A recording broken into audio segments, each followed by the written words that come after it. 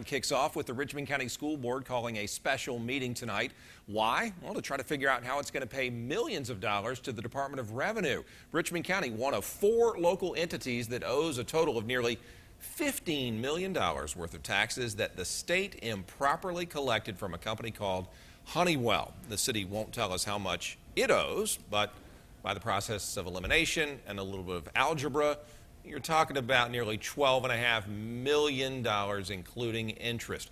The city of Hepzibah says it owes roughly $54,000, and Blythe, Georgia, around the $30,000 mark. So there you see the ranges there, leaving $2.3 million for the school board. That is why they got together. They are trying to figure things out. Margaret Ann Carter is covering that part of the story, and she's live in our studio now with an update. Brad, after just 15 minutes of deliberating, members knew they didn't have much of a choice. Their options were to pay back the hefty $2.3 million in a lump sum or pay it over the course of several months with added interest. With only one person against the vote, they decided to pay it all out together in hopes of putting the whole thing behind them. And a company like Honeywell should be ashamed of themselves to do something like that to a school system that is in dire need of all the money they can get. I have real issues with this, real issues.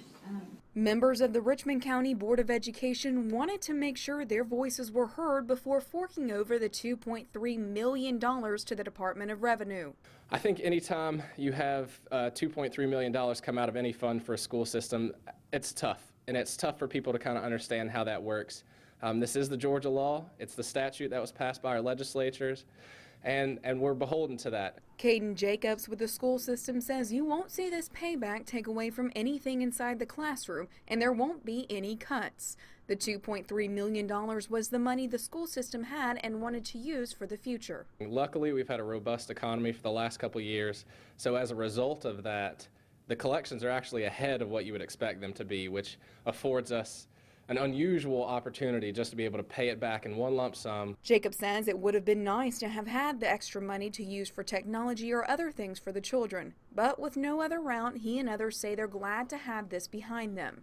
As for what could have been with the money, it's hard to say. We won't know. We won't know what it could have been used for. And again, other cities that owe that money is Blythe, Hepzibah, and Richmond County, and again, the Board of Education. Altogether, they owe about $14 million in sales tax money that was overpaid.